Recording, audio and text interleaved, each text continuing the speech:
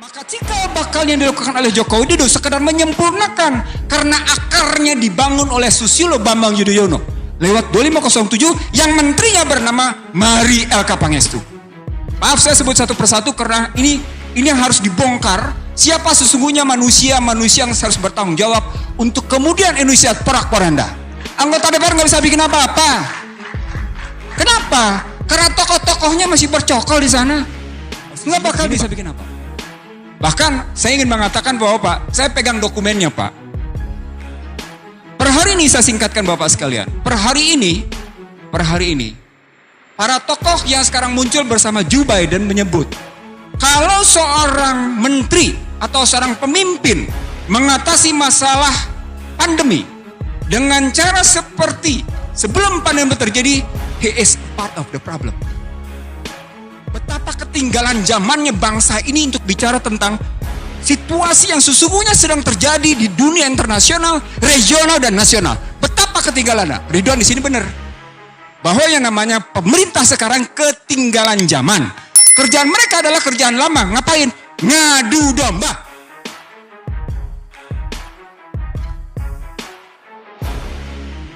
Bapak sekalian, yang pertama saya ingin menyampaikan kalau kita ngelihat kita terpecah cuma pada era Joko Widodo, rasanya kurang pas. Rasanya kurang pas karena dia dimulai dari tahun 56. Tepatnya sejak konferensi meja bundar berlanjut, kita diintervensi melalui dunia pendidikan. Bahkan sesungguhnya tentara diintervensi pada tahun 56. Dengan didirikannya Seskogab dan Seskoat. Jadi kalau kita cuma melihat perspektifnya di era Joko Widodo, kurang pas. Tapi akar masalahnya sudah bermula dari KMB, diperkokoh pada tahun 56, diperkokoh lagi oleh mafia Berkeley, lewat Undang-Undang Nomor 1 Tahun 67 tentang penanaman modal, yang kemudian saya menyebutnya sejak saat itu sesungguhnya Indonesia mengidap 5I. 5I. Pertama, Indonesia bersedia diintervensi, dicampur tangani oleh kekuatan modal. Yang kedua, Indonesia bersedia diinvasi oleh kekuatan modal. Yang ketiga, Indonesia bersedia di posisinya diinfiltrasi, disusupi. Dan itu nampak. Yang berikutnya, Indonesia bersedia diintimidasi, kalau nggak ada modal asing lo nggak bisa ngebangun. Yang terakhir, Indonesia bersedia dimainkan nilai tukarnya lewat inflasi. Saya menyebutnya 5I. Dan itu tidak pernah bisa kita atasi hingga hari ini. Salah satu wujudnya adalah sejak kita membebaskan nilai tukar, walaupun asal muasalnya adalah managed floating, mengambang terbatas, dan kemudian free floating, hingga hari ini kita tidak pernah bisa berdaulat tentang nilai tukar. Kita tidak pernah bisa berdaulat. Baik, saya mulai dari kacamata saya yang 5I. Bapak Ibu sekalian, salah satu hal penting yang hendak saya sampaikan, mimpi dari Rekat, saya katakan mimpi dari Rekat, adalah butir kedua. Rekat menyatakan menciptakan Indonesia yang damai, sejuk, tentram, dan damai. Aman ceritanya. Tadi sudah dibahas oleh Mardhani Alisera tentang sejuk. Saya ingin mengatakan, secara legal struktural, legal prosedural, tidak mungkin Indonesia akan mencapai damai, sejuk, tentram, dan aman. Nggak mungkin. Mustahil. Seluruh peraturan perundang-undangan berbasis pada yang namanya kegaduhan. Seluruh perundang-undangan, sejaknya namanya reformasi. Saya bersedia membuka satu persatu. Bahkan dalam sebuah kajian disertasi di Universitas Indonesia di Fakultas Hukum, ada sebutan sekitar kurang lebih 115 undang-undang dalam basis ekonomi yang sesungguhnya hanya mengandalkan pada persaingan bebas. Saya cuma 2 undang-undang yang saya sebut sebagai berbasis untuk kemudian Indonesia tidak pernah bisa berdaulat. Undang-Undang 2499 tentang lalu lintas nilai tukar dan sistem devisa, lalu lintas devisa dan sistem nilai tukar. Yang kedua adalah Undang-Undang 2507 yang hendak saya singkatkan saja. Bapak Ibu sekalian, pada Maret 2015, ini basis kenapa kemudian kita pecah. Pada Maret 2015, saya bersama Din Samsudin, Sri Edi Suwasono, dan beberapa teman mengajukan gugatan ke Mahkamah Konstitusi untuk merontokkan dua undang-undang ini. Undang-Undang 2499 dan 2507. 2499 adalah luntas devisa dan sisi nilai tukar. 2507 adalah penanaman modal yang membongkar Undang-Undang 167. Sebelum saya lanjutkan ke peristiwa Maret 2015, menurut Bank Dunia, dengan basis Undang-Undang 2507 tentang penanaman modal, maka situasi perekonomian Indonesia di kebebasan investasi dan utang luar negeri mencapai sangat memuaskan. Itu penilaian Bank Dunia. Jadi Bank Dunia demikian puas dengan prestasi Indonesia yang membebaskan modal luar biasa. Kalau orang membahas Omnibus Law, terlepas dari 2507 adalah salah. Saya ulang Bapak sekalian, kalau orang membahas Undang-Undang Omnibus Law terlepas dari 2507 adalah salah. Karena basisnya adalah Undang-Undang 2507 yang memang di era SBY sudah membebaskan segala sesuatunya. Maka cikal bakal yang dilakukan oleh Jokowi Widodo sekedar menyempurnakan karena akarnya dibangun oleh Susilo Bambang Yudhoyono lewat 2507 yang menterinya bernama Mari Elka Pangestu. Maaf saya sebut satu persatu karena ini yang harus dibongkar. Siapa sesungguhnya manusia yang harus bertanggung jawab untuk kemudian Indonesia porak-poranda. Anggota DPR nggak bisa bikin apa-apa.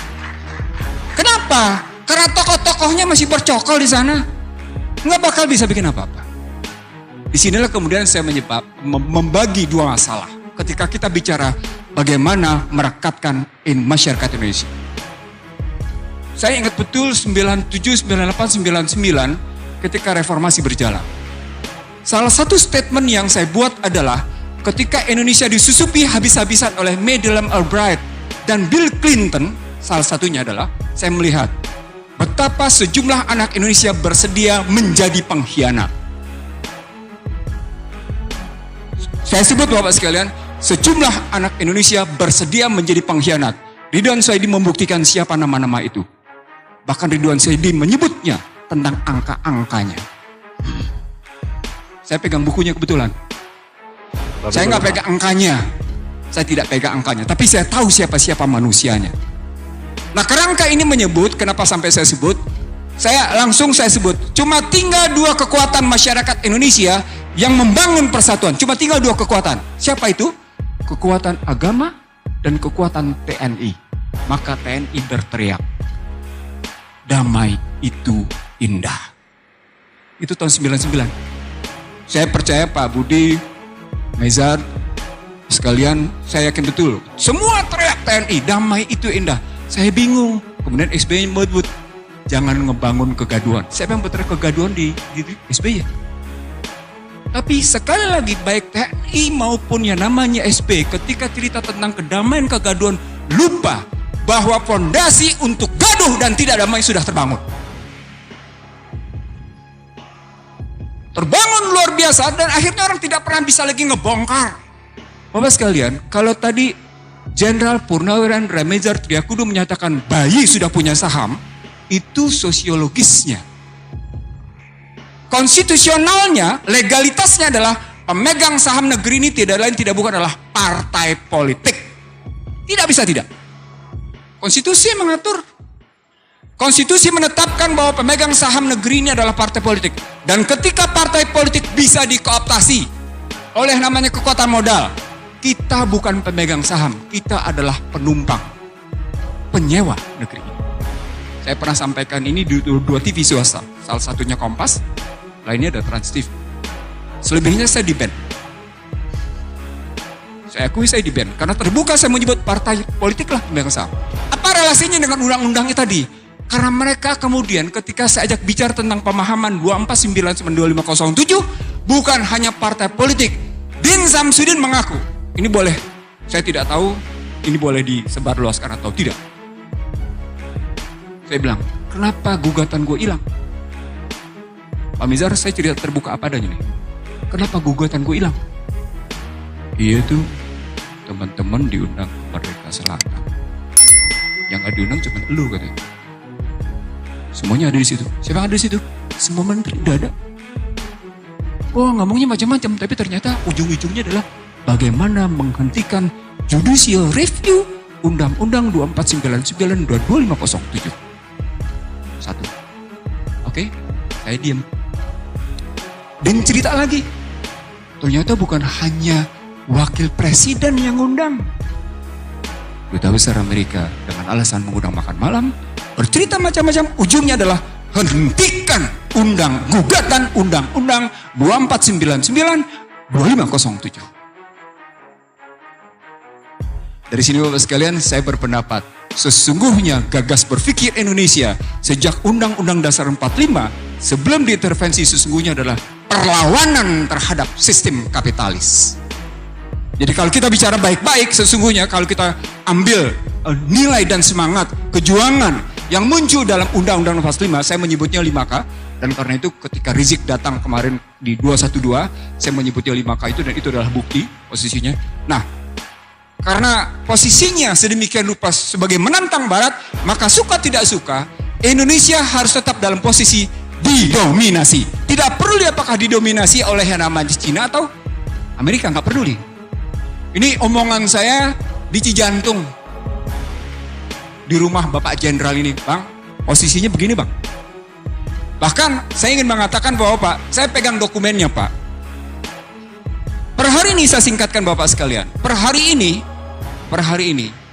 para tokoh yang sekarang muncul bersama Joe Biden menyebut, kalau seorang menteri atau seorang pemimpin mengatasi masalah pandemi dengan cara seperti sebelum pandemi terjadi, he is a part of the problem. Sedih ya Pak? Jadi Washington sendiri melihat, andai kata seorang pemimpin katanya, atau seorang menteri menyelesaikan masalah pandemi seperti bagaimana mereka menyelesaikan masalah sebelum pandemi, dia itu bagian dari masalah tuh. Dia bagian dari masalah. Harus pahami itu katanya. Maka ketika Sri Mulyani bilang hari ini ngomongnya, saya ngutang seperti orang ibu rumah tangga, nggak punya duit, butuh ngutang. Itu dia bagian dari masalah. Itu bukan omongan saya, itu omongan pertama. Omongan kedua sebagai penutup, Bapak sekalian, saya cuma ngambil perspektif eksternal dan internal sedikit. Setelah yang namanya pergeseran dari bipolar ke multipolar, menjadi unipolar, balik ke multipolar, per hari ini, namanya Washington sudah tidak lagi berpikir tentang multipolar. Mereka sudah mengambil pola quadripolar. Quadripolar adalah negara dikotakkan oleh 4 masalah. Puncaknya adalah VUCA. VUCA adalah volatile, uncertainty, kompleks, ambigu. Ujungnya adalah pandemi. Kalau Bang Ridwan tadi ngomongnya soal itu medis dan non medis, saya ingin mengatakan, no. Sorry, saya pakai masker karena saya menghormati Bapak Ibu sekalian. Tapi dalam perspektif saya, sebagaimana tulisan saya 27 Januari 2020, ini pekerjaan di mana pertarungan antara the smallest and the secret society belum selesai melawan Cina. Kalau cerita drone, ada 3 peristiwa penting drone terjadi. Pertama adalah bagaimana drone Amerika digusur habis-habisan, dibongkar di Laut Cina Selatan, dan Cina berhasil ngebongkar bahwa pesawat intai tanpa awak telah dilakukan oleh Amerika terhadap Cina. 1. Yang kedua, 2 kilang Saudi dihajar oleh kekuatan drone. Hanya permainan yang namanya cyber. Permainan cyber berikutnya lewat drone adalah dihajarnya Qasim Soleimani. Juga dengan drone, juga dengan yang namanya cyber. Pertanyaan saya, kenapa Amerika tidak memutuskan tingkat ketinggian dirgantara sebagai batasan cyber? Saya ngomong jadi macam-macam di sini karena saya ingin mengatakan begini. Betapa ketinggalan zamannya bangsa ini untuk bicara tentang situasi yang sesungguhnya sedang terjadi di dunia internasional, regional, dan nasional. Betapa ketinggalannya. Ridwan di sini benar. Bahwa yang namanya pemerintah sekarang ketinggalan zaman. Kerjaan mereka adalah kerjaan lama. Ngapain? Ngadu domba. Pertanyaan berikutnya, kalau kita sadar mereka ngadu domba, kekuatan apa yang kita punya agar mereka tidak ngadu domba? Bapak sekalian, maaf, secara legal ada 2 pernyataan yang mengganggu bagi saya. Pertama, dituangkan dalam RPJMN 2014-2019 bahwa ada kelompok yang melakukan sikap intoleran. Pertanyaan, siapa yang intoleran? Kenapa dituang dalam RPJMN? Kenapa dituang dalam RPJMN bahwa ada kelompok intoleran? Yang kedua, yang ketiga. Sekarang, kita ambil RPJMN 2024. Ada kelompok yang dinyatakan selalu berpikir tentang kegaduhan. Kalau itu dilihat dalam cerita sejarah, dia lupa. TNI ketika mempertahankan negeri ini, kerjasamanya adalah dengan umat Islam. Sama seperti ketika tahun 99, Baratlah yang menyatakan cuma tinggal 2 kekuatan yang masih bisa mempertahankan Indonesia. TNI dan Islam. Setelah TNI, balik ini maaf ya karena ini omongan saya dengan beberapa tokoh jenderal sampai akhirnya di tempat bawa saya menggugat tentang Sabta Marga. Satu-satunya sipil saya gugat Sabta Marga di tempat Prabowo Subianto karena saya begitu risaunya saya melihat situasi. Kemarahan saya sebagai satu-satunya sipil di hadapan para jenderal itu dan mengatakan, kemana para tentara itu yang kemudian malah sibuk dengan kekuatannya sendiri. Ini beberapa jenderal bukan satu, 13 jenderal saya ingat betul. Saya bilang, Bapak sekalian, negeri ini dipertahankan oleh 2 kekuatan. Kekuatan Islam, para ulama, dengan kekuatan TNI. Bahkan sampai dengan 99. Lalu ketika masuk ke dalam situasi sekarang, di mana Islam diobok-obok, TNI dikacaukan dengan cerita menurunkan baliho. Kok mau TNI nurunin jabatannya? TNI telah diturunkan jabatannya sedemikian rupa dari peta mempertahankan keamanan sampai akhirnya ikut bicara tentang ketentraman. Kok turun perannya? Bukankah itu menurunkan kelembagaan? Bapak sekalian, saya naikin sedikit. Maaf, saya naikin sedikit. Kita punya Unhan. Di mana posisi Unhan melakukan kajian-kajian strategis bahwa yang sedang terjadi adalah pemecah belahan. Maaf, telinga saya nggak dengar sama sekali. Saya sama sekali tidak mendengar Unhan, baik yang ada di Ponorogo maupun yang ada di Sentul, itu membahas tentang bagaimana perdamaian Indonesia. Dia sibuk bicara tentang perdamaian internasional, tapi dia tidak pernah sibuk perdamaian Indonesia. Itu yang namanya Unhan itu. Ini saya kritik karena beberapa profesornya saya tahu kerjaannya ngapain. Maaf, terus terang ada kemarahan dalam dada saya, begitu melihat situasi yang sedang terjadi. Nah, Bapak sekalian, sebagai penutup, kita tidak akan bisa mendekat dengan damai, sejuk, tentram dan aman selama sumber daya alam, produksi, distribusi, dan keuangan tidak sungguh-sungguh tunduk pada konstitusi. Ini ujungnya tidak akan pernah. Termasuk soal cyber. Saya belajar sedikit cyber dari sahabat saya, Profesor Marsudi. Ini suaminya Bu Retno. Saya harus umumkan, ini suaminya Bu Retno. Jadi nggak apa-apa, tapi saya tahu persis cara berpikir dia objektif. Cara berpikir sahabat saya satu ini objektif. Jadi kalau kita berpikir sampai sejauh itu, maka sesungguhnya yang disebut dengan proxy and neocortex war, dia berarti ibarat orang bodoh. Ibarat orang bodoh masuk ke kancah peperangan. Dia punya senjata konvensional sampai dengan senjata paling mutakhir. Itulah neocortex war dan proxy war. Untuk orang tertentu orang-orang tertentu dia pakai senjata paling mutakhir. Bapak sekalian, saya tidak bicara di tempat ini. Saya bicara di lembaga penegak hukum. Joko Widodo sukses mengamankan dirinya lewat COVID-19. Itu saya sampaikan bulan Januari 2020 dan ternyata dilakukan. Apa artinya? Artinya sesungguhnya dia mengidap kegagalan. Sayangnya ketika pada Januari 2017 Rizik Muhammad Syihab mengundang untuk rekonsiliasi dan berdialog, hingga hari ini dia tolak. Saya tidak tahu apakah itu yang namanya Joko Widodo yang menolak atau timnya, saya tidak tahu. Tapi yang catatan saya sejak yang namanya Juni 2017 hingga hari ini sesungguhnya seorang Rizik Muhammad Syihab itu sesungguhnya itu mengundang untuk terbuka berdialog.